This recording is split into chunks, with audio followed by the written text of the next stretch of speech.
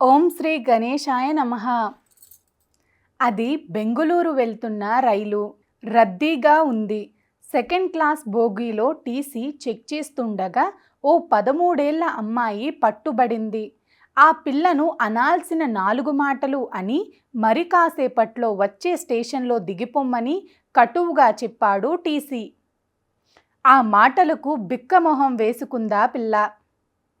ఇంతలో అదే బోగీలో ప్రయాణిస్తున్న సుధామూర్తి ఇన్ఫోసిస్ నారాయణమూర్తి గారి భార్య. ఈ సన్నివేశాన్ని చూశారు. ఆమె టీసీతో, అంతా చూస్తూనే ఉన్నానండి.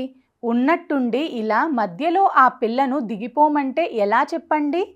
ఈ రైలు ఎక్కడి వరకు వెళ్తుందో అక్కడి దాకా ఈ పిల్లకు టిక్కెట్ ఇవ్వండి. జరిమానాతో పాటు డబ్బు నేనిస్తాను అని అన్నారు. వద్దండి, ఇలాంటి వాళ్లకు సాయం చేయకండి. ఇలా మీరు చేశారని తెలిస్తే మరొకరిలా టిక్కెట్ లేకుండా ఎక్కుతారండి. ఇలాంటి వాళ్ళ పట్ల జాలి, దయ వంటివి చూపకూడదు అని టీసీ గట్టిగా అంటున్నాడు. అయినా ఆమె అవన్నీ పట్టించుకోకుండా ఆ అమ్మాయికి టిక్కెట్ తీసిచ్చారు. ఆ తర్వాత సుధామూర్తి ఆ పిల్లను చేరదీసి ఇలా అడిగారు. ఎక్కడి నుంచి వస్తున్నావని, ఎవరు, ఏమిటి అనే వివరాలు అడిగారు.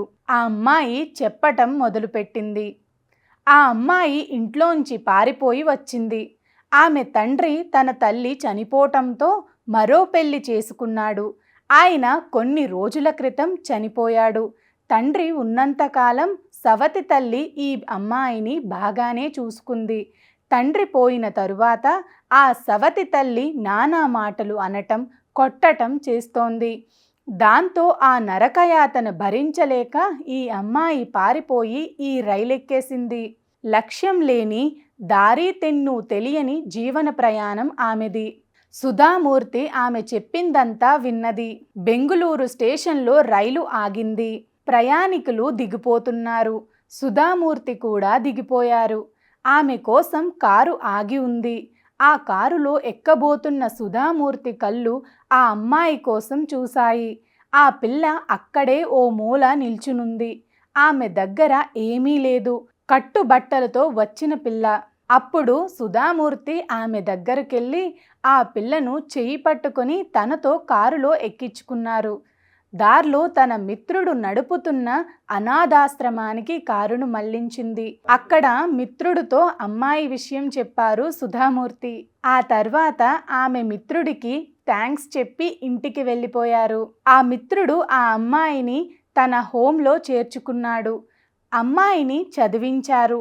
ఆమెకు ఓ పెద్ద సంస్థలో ఉద్యోగం వచ్చింది. కంపెనీ వాళ్ళే ఆ పిల్లను అమెరికా పంపించారు. ఈ కాలమంతా గిర్రున తిరిగింది.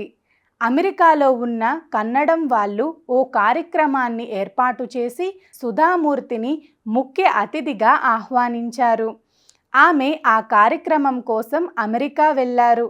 అక్కడ ఒక అమ్మాయి దగ్గరుండి సుధామూర్తికి అవసరమైన ఏర్పాట్లన్నీ చూశారు. అంతేకాదు, ఆఖరి రోజు సుధామూర్తి లాడ్జింగ్కు కట్టాల్సిన బిల్లు కోసం కౌంటర్కి వెళ్ళారు. అయితే కౌంటర్లోని వారు, వద్దండి, మీ బిల్లంతా ఓ అమ్మాయి కట్టేశారండి అని అన్నారు. ఎవరా అమ్మాయి, చెప్పగలరా అని సుధామూర్తి అడగ్గా ఓ 2-3 అడుగులు వెనకే ఉన్న అమ్మాయిని చూపించారు. మీరెందుకమ్మా నా ఖర్చుకి పే చేశారు అని అడగ్గా ఆ అమ్మాయి ఒక్కసారి రైల్లో టిక్కెట్ లేకుండా ప్రయాణం చేస్తూ టీసీకి దొరికిపోయిన దగ్గర నుంచి ఇప్పుడు బిల్లు పే చేయటం దాకా తన జీవితంలో జరిగిన సంఘటనలను చెప్తూ ఆ పిల్ల తానేనని అంది. మీకు నేను జీవితాంతం రుణపడి ఉంటాను. కనీసం నాకు ఈ ఒక్క చిన్ని అవకాశమైనా కలిగింది. మీ బిల్లుని నేను పే చేయటం చాలా చిన్నది. నా వల్ల అయ్యిందిదే అంటూ ఆ పిల్ల సుధామూర్తి కాళ్లకు కన్నీటితో దండం పెట్టింది. ఆ పిల్లను చూసి సుధామూర్తి ఆశ్చర్యపోయారు. ఆమెను గట్టిగా హత్తుకున్నారు. ఇద్దరు కళ్ళల్లోనూ అప్రమేయంగా కన్నీళ్లు కారాయి. అందుకే సహాయం చెయ్యాలి. ఒకవేళ వారు మోసం చేస్తే వాళ్ళు ఏనాటికైనా కర్మ అనుభవిస్తారు. నిజంగా వారి అవసరత నిజమైతే ఒక జీవితమే మన వల్ల ఆనందిస్తుంది. మర్రి విత్తనం కాస్త మహావృక్షం అయినట్లు పిల్లల్ని వెన్నుతట్టి ప్రోత్సహిస్తే భావి భారతదేశానికి వెన్నుముకలా మారటమే కాకుండా మార్గనిర్దేశకులుగా మారి దేశ భవిష్యత్తును బంగారుమయం చేయగల శక్తి సంపన్నులు వారు. కేవలం మనం చేయవలసిన పని వెన్నుతట్టి ప్రోత్సహించడమే. మల్లె తీగకు పందిరి వేస్తే అది పొదరిల్లుగా మారి పూలు పూసినట్లు పిల్లలు ప్రపంచ స్థాయికి ఎదిగి సత్ఫలితాలను తిరిగి మనకు అందిస్తారు. మల్లె తీగకు పందిరి వేస్తే అది పొదరిల్లుగా మారి పూలు పూసినట్లు పిల్లలు ప్రపంచ స్థాయికి ఎదిగి సత్ఫలితాలను తిరిగి మనకు అందిస్తారు. సర్వే జన సుఖినో భవంతు. గోవులను సేవించండి, గోవులను రక్షించండి. అనంత భక్తి సనాతన ధర్మ ఛానల్ని తప్పకుండా సబ్స్క్రైబ్ చేసుకోండి. మీ ఫ్రెండ్స్ అండ్ ఫ్యామిలీ మెంబర్స్కి వీడియోని తప్పకుండా షేర్ చేయండి.